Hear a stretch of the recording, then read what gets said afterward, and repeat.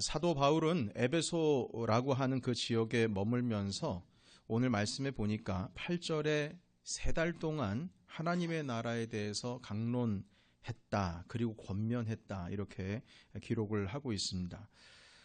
그런데 많은 사람들이 그 강론을 들으면서 어떤 사람들은 마음이 굳어져서 순종하지를 못하고 오히려 그 바울을 비난했다라고 그렇게 표현을 하고 있습니다.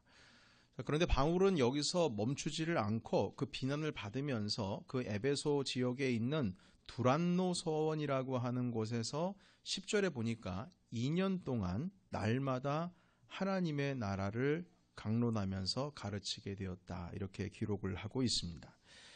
자, 그런데 여기서 우리가 좀 특별한 단어, 표현 하나를 좀 살펴보기를 원하는데요. 그것은 강론이라고 하는 표현입니다. 이 말씀이 8절과 그리고 9절에 강론이라고 하는 표현이 이제 2번 등장을 하게 되는데요. 이 강론이라고 하는 뜻은 영어로 lecture, 강의, 이런 표현이 의미가 있습니다. 아주 말씀을 깊이 연구하는 것을 의미합니다. 사실 우리가 신앙의 성숙을 위해서는 우리에게도 강론이 필요합니다. 강론이라고 하는 것은 연구지요. 강론이라고 할 때에 주일에 30분 설교하는 것을 강론이라고 하지를 않습니다. 보통 렉처라고 하는 표현은 대학에서 강의를 들을 때에 그 표현을 쓰는데, 대학에서 요즘에 1시간짜리 강의는 없습니다. 다 3학점 이상이라서 3학점이라고 하는 한 학점당 이제 50분 수업이기 때문에 3학점이라고 하면은 이제 한 3시간 정도를 3학점짜리 그걸 한 강의로 해서 아침 오전에 9시 시작하면 거의 한 11시 반에서 혹은 12시에 끝나는, 일주일에 그렇게 3시간씩 공부하는, 그것을 하나의 유닛으로 보고 있습니다. 주일 설교 30분 정도 하는 것을 강론이라고 표현하지를 않는다는 것이죠. 그런데 사도 바울께서는 그 두란노 서원에서 날마다 강론했다, 하나님 나라를 강론했다, 이렇게 표현을 하고 있습니다. 목회자들은 대부분 말하기를 주일에 이렇게 함께 많은 성도들과 함께 나누는 설교는 어려워서는 안 되고 복잡해서도 안 되고 평신도들이 듣기 쉬워야 한다, 이렇게 대부분 말하고 있습니다. 왜냐하면 주일에는 다양한 신앙의 수준의 사람들이 모이기도 하고, 그리고 연령대 스펙트럼이 넓기 때문에 그 깊이와 수준을 평균 이상으로 놓으면 이해하기 어려워서 말씀을 잘 듣지를 않는다, 이렇게 말들 합니다. 그래서 모두가 관심이 있어 하는 공통된 주제, 그리고 그들이 이해할 수 있는 범위 안에서 필요한 말씀을 준비해야 된다는 겁니다. 그래서 누구나 마음을 열 수 있는, 관심이 갈 수 있는 평이한 주제로 길어야 한 30분에서 40분 정도 내외로 말씀을 준비하는 것, 이게 가장 좋다, 이렇게 대부분 목회자들이 보통 말합니다. 자, 그런데 사도 바울은 그렇게 하지 않았어요. 가르칠 때에는 강론을 했습니다. 하나님의 말씀을 가르칠 때 강론을 했어요. 깊이 있는 이해가 필요한 말씀을 전했다는 것입니다. 설교를 할 때에 30분 내에 40분 내에 끝나는 것이 아니라 긴 시간 동안 그 하나님의 말씀을 풀어갔다는 것이죠. 강론 수준의 말씀이 아니면 사실 우리의 삶 속에 말씀이 뿌리 박히는 것이 한계가 있습니다. 왜냐하면 하나님의 그 말씀 자체가 깊이가 있기 때문입니다. 깊이가 있는 말씀을 어떻게 그 짧은 시간 안에 그걸 다 이해하고 설명할 수가 있겠습니까? 깊이가 깊은 그 하나님의 말씀을 내가 듣고 싶은 어느 정도 평이한 수준에서 내가 듣고 싶은 한 30분, 40분 집중할 수 있는 그 짧은 시간 동안에 그 하나님의 말씀을 그렇게만 듣기만 원한다면 주님께서 원하시는 그 의도, 주님께서 원하시는 바로 그 말씀, 그 의지, 그것을 우리가 알 수 있을까요? 여러분, 우리 인간의 짧은 지식으로도 이 생각으로도 하나님의 그 놀라우신 광대하신 그 의지와 뜻을 알 수가 없는데, 그 짧은 시간 모든 사람들이 이해할 수 있는 수준 안에서 우리 하나님의 말씀을 받는다면 그 상황 속에서 그 한 가지만으로 주님의 뜻을 우리가 알았다라고 말할 수 있겠냐는 것입니다. 그래서 주님의 말씀은 짧은 시간 동안에 평이한 주제로 함께 나누는 것은 한계가 있습니다. 바울은 그 한계를 알기 때문에 이 에베소 지역 두란노 서원에서 강론했다, 이렇게 기록을 하고 있습니다. 이 의미는 당시에 에베소 교회에 있었던, 에베소 지역에 있었던 성도들이 하나님의 말씀을 받을 때에 그냥 단지 주일 설교 정도의 수준으로 만족을 하는 것이 아니라 깊이 묵상하고 깊이 이해하고 그 하나님의 의지와 의도를 알고자 연구하는 마음에까지, 그 수준까지 이르렀다라고 하는 뜻이 바로 여기에 지금 담겨 있는 겁니다. 에베소 지역 성도들에게 사도 바울이 강론할 때 그 주제는 듣는 사람들이 관심 있어 하는, 듣는 사람들에게 그 삶에 필요한 것만 골라가지고 함께 나눈 주제가 아니었습니다. 그 대신 그 강론의 주제는 하나님의 뜻, 하나님의 의지, 하나님께서 이루고자 하시는, 다시 말해서 그 주제, 말씀의 주제가 내가 주인공이 되는 것이 아니라 내가 원하고 내가 듣고 싶어하고 내 삶 속에서 내가 필요하는, 다시 말해서 주어가 내가 되는 하나님의 말씀을 다룬 것이 아니고 바로 하나님께서 주인공 되시는 그 말씀을 강론으로 나눴다는 것입니다. 그 사실을 어떻게 알 수가 있냐면 오늘 읽은 본문 말씀 8절에 보시게 되면 바울이 강론할 때에 하나님 나라를 강론했다라고 기록되어 있어요. 하나님 나라. 여기서 이 하나님 나라라고 하는 것이 내 관심, 내가 필요로 하는 주제, 내가 듣고자 하는 유익으로서의 그 말씀이 아니라 하나님이 그 강론의 주인공이시고 하나님께서 원하시고 하나님께서 의지 가운데 계시는 바로 그 주제, 그 하나님 나라, 그것에 대해서 말씀하셨다라고 우리는 쉽게 해석할 수가 있습니다. 적어도 에베소 사람들과 함께 나눴던 바울의 그 강론의 주제는 내가 듣고 싶어하는 거 내가 듣고, 내 마음에 드는 신앙의 주제, 내가 지금 이 삶 속에서 내게 필요한 그 말씀이 아니고 하나님 그분 당신이 주제가 되으셔서 그분께서 주인공 되시는 곧 하나님의 나라를 가르쳤다는 것입니다. 사실 대부분의 이 설교 말씀의 주제는 우리 개인에게 유익이 되는 말씀이 보통 일반적인 주제들입니다. 하나님께서 원하시는 것에 대해서 초점을 맞추기보다는 지금 내 현실에서 필요한 말씀, 내 문제를 해결하기 위해서 받아야 될 말씀, 내 마음이 평안하기 위해서 나를 좀 인커리지 해줄 수 있는 그 말씀, 이렇게 나의 삶에 자꾸 초점을 맞춥니다. 그래서 여러분 설교 이론 중에는 필요 중심적 설교라는 이름도 있어요. 이게 뭐냐면 성도의 필요에 의해서 그들이 필요로 하고 있는, 듣고 싶고자 하는 자기의 삶과 연관이 되는 그 주제를 말할 때에 성도들이 듣는다는 거예요. 그래서 설교를 할 때에 전혀 성도들과 동떨어진 어떤 이상적인 어떤 그런 설교를 하는 것이 아니라 그들의 삶에 문을 두드릴 수 있는 그런 말씀, 그걸 해야 된다. 그래서 그런 표현도 있습니다. 여러분, 이게 당연한 말인 것 같지요? 우리 삶 가운데 적용될 수 있고 내 삶 속에 필요한 주님의 말씀, 그것을 얻는다는 게 그게 뭐 잘못된 것인가? 예, 당연할 수가 있습니다. 그러나 자칫 잘못하면 그 말씀의 주인공이 하나님께서 주인공 되시는 것이 아니라 그 말씀의 주인공이 내가 될 수 있는 위험이 아주 다분합니다. 예를 들면 여러분 요셉의 이야기 다 아시죠? 창세기에 있는 그 요셉의 이야기에 있어서 누가 주인공이라고 생각하십니까? 여러분 요셉에게 있어서 누가 주인공일까? 요셉 이야기 다 아시잖아요. 노예로 팔려간 이야기, 그곳에서 바로 왕을 만나니 다 아시지 않습니까? 그곳에서 누가 주인공일까요? 우리는 당연히 요셉이 주인공이라고 말할 수 있겠죠. 그러나 성경을 자세히 읽어보십시오. 정말 요셉이 주인공일까요? 그렇지 않습니다. 요셉이 주인공이 아니고요, 하나님이 주인공이세요. 요셉은 하나님의 뜻을 이루는 도구에 불과합니다.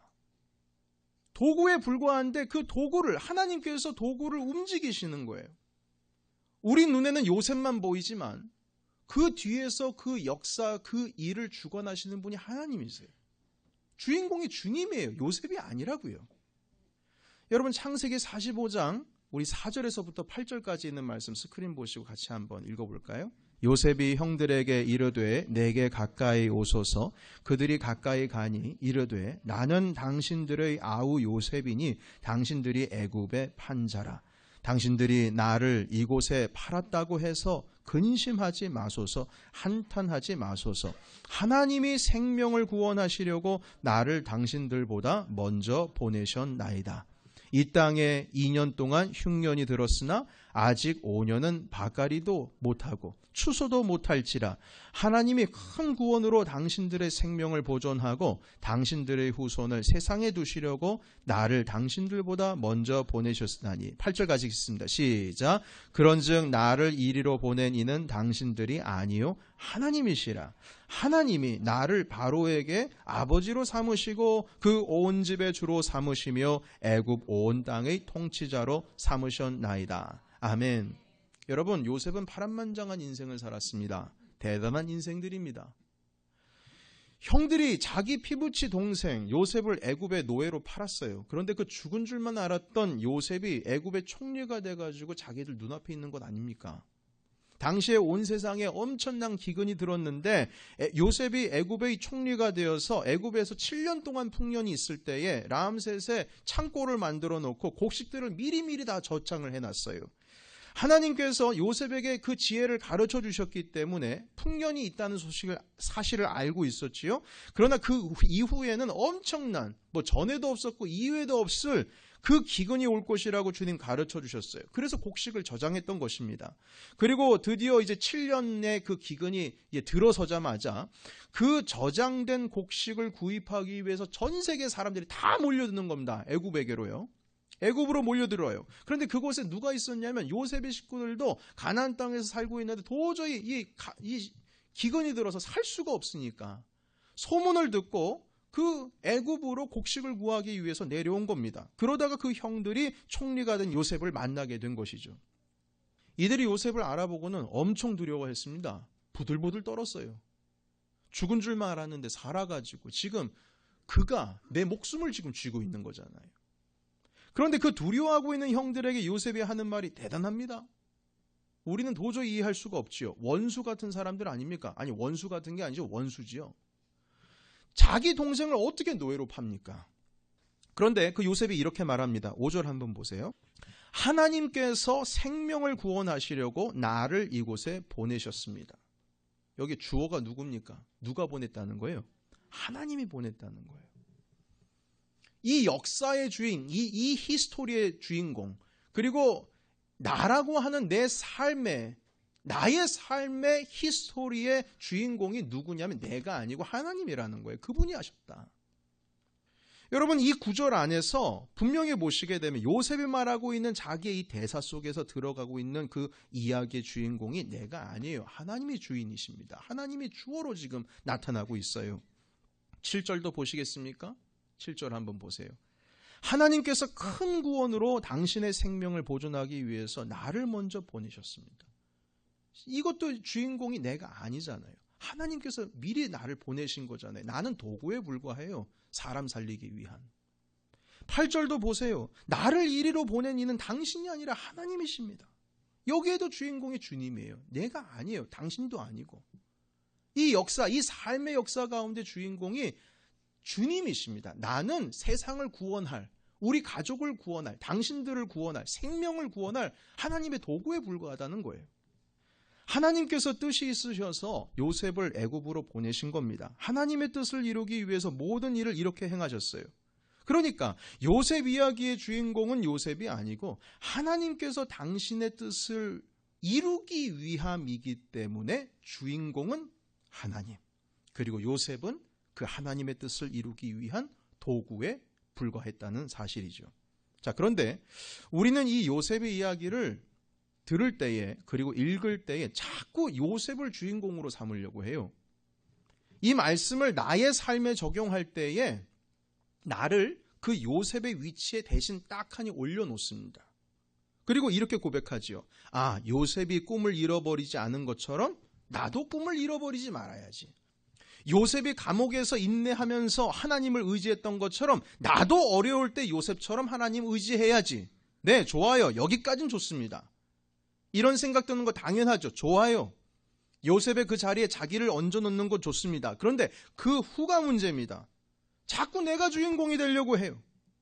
요셉이 꿈을 잃지 않고 어려운 상황 속에서 하나님 의지했을 때에 결국 복을 얻은 것처럼 나도 꿈을 잃지 않고 하나님을 의지한다면 그 복을 나도 누리겠지. 하나님, 그러니까 저를 쓰셔서 전 세계를 호령할 수 있는, 애굽을 호령했던 요셉처럼 그렇게 나를 멋진 리더로 키워주세요. 이렇게 고백을 한다 이 말인 것입니다. 거기서 한 발자국 더 나가지를 못해요. 뭔가 하나님께서 이 사건을 통해서, 이 이야기를 통해서, 이 말씀을 통해서 무엇을 의도하는지를 생각하지를 않습니다. 결국 요셉이 얻은 복, 요셉이 회복한 명예, 요셉이 얻은 권세, 이 모든 것들을 나도 이루고 싶다. 하나님, 저도 그 권세 이루고 싶어요. 하나님, 제가 한번 해볼게요. 그 어려운 상황 속에서도 꿈을 잃어버리지 않고 하나님 의지했을 때에 결국 주님께서 요셉에게 그 큰 권세 허락해 주셨던 것처럼 저도 권세 주세요. 자꾸 이 이야기 내가 주인공이 되려고 한단 말입니다. 그러나 여러분, 요셉의 이야기의 주제는 요셉이 총리가 되었다. 요셉이 전 세계를 호령했다. 요셉이 회복이 됐다. 명예를 회복했다. 복을 얻었다. 이게 요셉 이야기의 주제가 아니라니까요. 맞잖아요, 여러분. 그게 주제입니까? 요셉이 하나님 의지했더니 복받았다. 이게 주제입니까? 아니에요. 요셉이 주인공이 아닙니다. 하나님이 주인공이세요.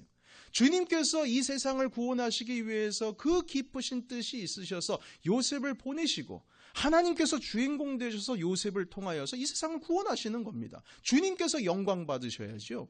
주님의 그 권세가 더 드높아지셔야죠. 여러분, 그래서 우리의 삶 가운데에 이 말씀을 읽을 때마다 우리는 하나님이 주인공 되시도록 결론을 자꾸 내야 됩니다.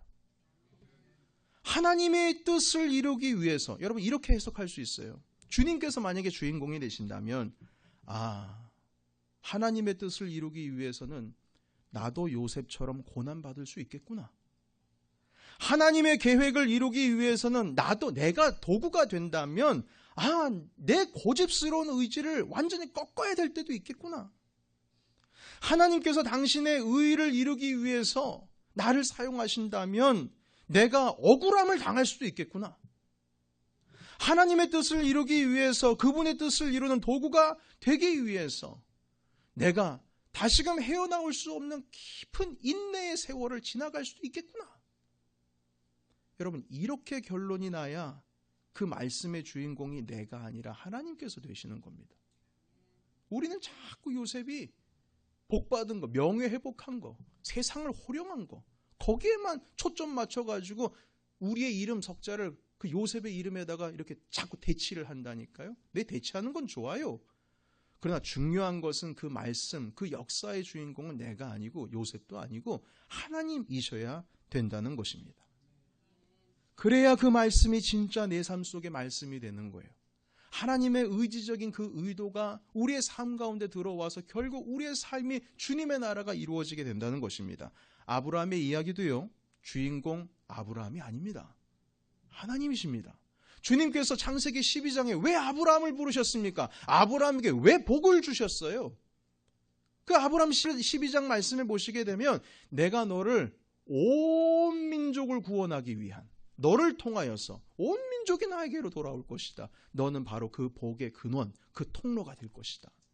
결국 주님의 의지는 아브라함이 잘 먹고 잘 사는 것에 초점 맞춘 것이 아니고요. 아브라함이 하나님의 도구가 되어서 온 민족을 살리기 위한 그 통로가 되기 위해서 아브라함을 불러주셨다는 겁니다.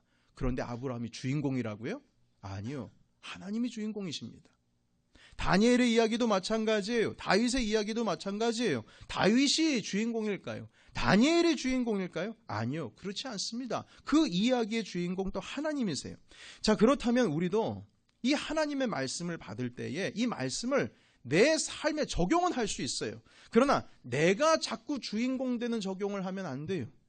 하나님께서 내 삶의 주인공이 되셔야 돼요. 그 말씀의 주인공도 내가 아니고 하나님께서 주인공 되셔야 할 그 적용으로 나아가야지 그 주님의 말씀이 진짜 나에게 하시는 말씀이 되는 것이지요. 십자가 구원의 사건도 마찬가지입니다. 십자가 그 구속의 사건 주인공 또한 하나님이십니다. 우리는 하나님께서 나를 구하기 위해서 예수님 보내주신 거 다 알고 있어요. 예수님께서 나를 구하기 위해서 십자가에 몸을 던지신 거 다 알고 있어요. 나를 위해서 그렇게 했어요. 나를 위해서요. 그런데 우리는 오해합니다.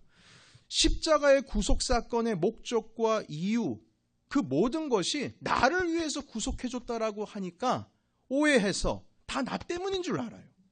나 때문인 줄 안다고요. 십자가 사건의 중심 가운데 그리스도께서 계시는 게 아니고 자꾸 내가 있으려고 해요. 여러분, 착각입니다. 오해한 것입니다. 우리는 하나님의 역사하심 속에서 주인공이 돼본 적이 없어요. 되지도 않을 것이고요. 된 적도 없습니다. 모든 역사의 주인공은 오직 하나님이신 줄 믿으시기를 축복합니다. 예수 그리스도께서 십자가 사건을 우리에게 베풀어 주신 것도요, 우리를 위해서 하신 것이지만 결국 그 사건의 주인공은 내가 아니고 하나님 당신이십니다. 그래서 사도 바울은 단지 성경을 에베소 그 두란노 서원에서 가르쳤다, 성경 가르쳤다 이렇게 말씀하시지 않고요, 하나님 나라를 강론했다 이렇게 기록하고 있습니다. 주님이 주인공이시니까 하나님 나라를 강론했다, 성경 강론했다라는 표현 쓰지 않고 하나님 나라를 강론했다 이렇게 말씀하시는 겁니다. 하나님께서 나를 위해서 예수님을 보내주신 건 사실이에요. 나를 위한 건 맞아요. 그건 사실이에요. 나를 위해서 십자가 사건 이루신 것 맞아요. 그러나 그 십자가 사건을 통해서 내가 사는 것이 그 십자가 구원의 궁극적인 목적이 아니라 결국에는 구원받은 나, 새로운 삶을 살게 된 나, 본 어겐 한 나를 도구로 사용하셔서 이 땅에 하나님의 나라를 이루시기 위해서 나를 다시 거듭나게 하셨다는 거예요. 주님께서 나를 십자가에서 구원하신 이유가 주님의 나라를 이루기 위한 일꾼 되기 위해서 주님께서 나를 불러주셨다는 거예요. 콜링하셨다는 거예요. 내가 구원받는 것에서 끝나는 것이 아니라 나를 통해서 아버지의 나라를 이루시기 위함이었다는 사실입니다. 그래서 바울이 이렇게 고백했어요. 그런즉 이제는 내가 사는 것이 아니요 오직 내 안에 누가 살아요? 그리스도 예수께서 사시는 것이라. 갈라디아서 2장 20절에 내가 그리스도와 함께 십자가에 못 박혔나니 그런즉 이제는 내가 사는 것이 아니요.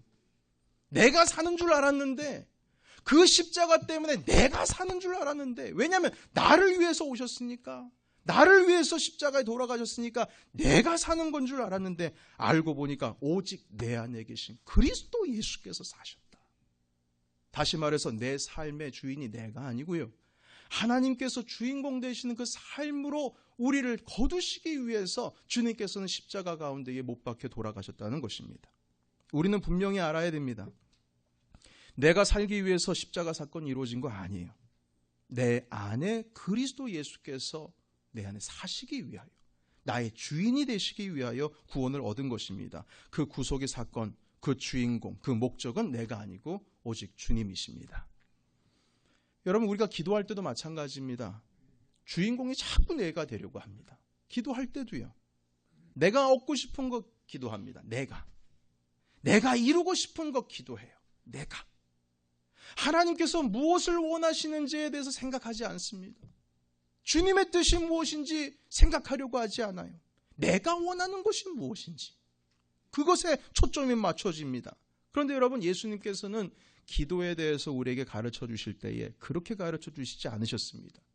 우리가 다 알고 있는 주기도문이라고 하는 것은 예수님께서 우리들에게 가르쳐 주신 기도문이지요. 그 기도문 보시면 이렇게 가르치십니다. 하늘에 계신 우리 아버지, 하늘에 계신 우리 아버지, 이 이름을 거룩히 여김 받으시오며, 주님의 이름이 거룩히 여김 받으시오며, 그 다음에 무엇입니까? 나라가 임하옵시고, 하나님의 나라가 임하옵시고, 주님이 왕 되시고 주님께서 다스리시고 주님께서 주인공 되시는 그 나라가 임하옵시고, 뜻이 어디에서 이루어진 것처럼, 하늘에서 이루어진 것처럼 그 주님의 뜻이, 내 뜻이 아니고 내가 원하는 것, 내 목적, 그것이 아니고 하나님의 뜻이 하늘에서 이루어진 것처럼 바로 여기에서도, 이곳에서도 주님의 뜻이 이루어지이다. 주님이 주인공이시잖아요. 기도에 마지막 어떻게 끝납니까? 끝날 때도 보세요. 마지막 다만 악에서 구하옵소서, 그리고 대개, 그리고 나서 나라와, 주님의 나라, 하나님의 나라, 주님께서 왕 되시고 주님께서 주인공 되시는 그 나라, 그리고 권세와 영광이 누구에게 있어요, 여러분? 누구에게 있습니까? 아버지께 영원히 있사옵나이다. 나라와 권세와 영광에 오직 아버지께 영원히 있사옵나이다. 여러분, 여기서도 하나님이 주인공이십니다. 아버지가 주인공이세요. 주님의 나라와 그 권세와 영광 아버지께 있습니다. 그런데 우리는 어떻게 기도합니까? 하나님, 그 주님의 나라, 그 영광, 그 권세 나에게도 주옵소서. 나에게도 주옵소서. 여러분, 그 권세와 그 영광과 그 주님의 나라는 내 거 아닙니다. 주님의 것이에요. 그런데 왜 주님께서 받으셔야 할 영광을 우리가 자꾸 받으려고 합니까? 하나님께서 주인공 되시는 하나님의 나라로 시작해서 하나님의 나라로 끝을 맺는 것이 주님께서 가르쳐 주신 기도입니다. 이것이 주님께서 가르쳐 주신 기도의 모범이에요. 이러한 하나님의 나라의 가르침을 바울이 두란노 서원에서 2년 동안 강론했습니다. 하나님의 나라를 강론하더라.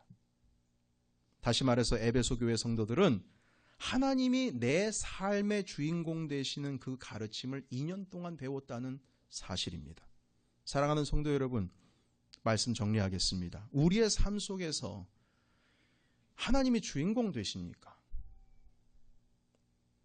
여러분, 어려운 일을 통과할 수도 있습니다. 평강 가운데 있을 수도 있어요. 그런데 그 모든 상황 속에서 누가 주인공이십니까?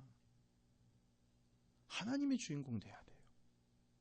요셉이 감옥에 있을 때, 다윗이 아둘람 굴에 피하고 있을 때, 시팡무지 가운데 도망 다니고 있을 때, 블레셋에 미친 척하면서 콧물 질질 흘리면서 창피한 줄 모르고 들어갔을 때, 깊은 골짜기 가운데 빠져 있을 때, 그때 주인공이 내가 아니에요. 하나님이십니다. 우리의 삶 가운데에 이 하나님께서 주인공 되시도록 하나님의 나라를 하나님 아버지 앞에 온전히 올려드리고 그 나라 가운데 순종하시는 우리 모두가 되시기를 축복합니다. 우리가 하나님의 말씀을 듣는 이유도 내가 필요하니까 듣는 게 아니고요. 나의 유익을 위해서 듣는 게 아닙니다. 내 얄팍한 지식, 조금 더 좀 지식의 기쁨을 누리기 위해서 성경 공부하는 거 아닙니다. 우리가 성경 공부하는 이유, 하나님의 말씀을 듣는 이유, 이 모든 것도 나의 삶에 주님께서 주인공 되게 하기 위해서, 그래서 주님의 나라 가운데 나는 쓰임받는 도구가 되기 위해서 오늘도 하나님의 말씀을 듣는 줄로 믿습니다. 기도하는 것도 마찬가지입니다. 내 뜻, 내 의지를 이루기 위해서 하나님께 기도하는 것이 아니라 하나님의 뜻이 하늘에서 이루어진 것처럼 주님의 뜻이 이 땅 가운데 나를 통해서도 또한 이루어지시기를 간절히 구하는 마음으로 기도하는 것. 다시 말해서 하나님이 주인공 되시는 삶을 살기 위해서 오늘도 하나님 아버지 앞에 기도하는 것인 줄로 믿습니다. 에베소 교회 성도들이 두란노 소원에서 하나님께서 주인공 되시고 우리는 그분의 도구가 되는 하나님의 나라를 꿈꾸었습니다. 우리 이 믿음의 공동체도 하나님께서 주인공 되시는 주님의 나라를 함께 이뤄나가시는 우리 한민교회 공동체 되시기를 예수님의 이름으로 축복합니다.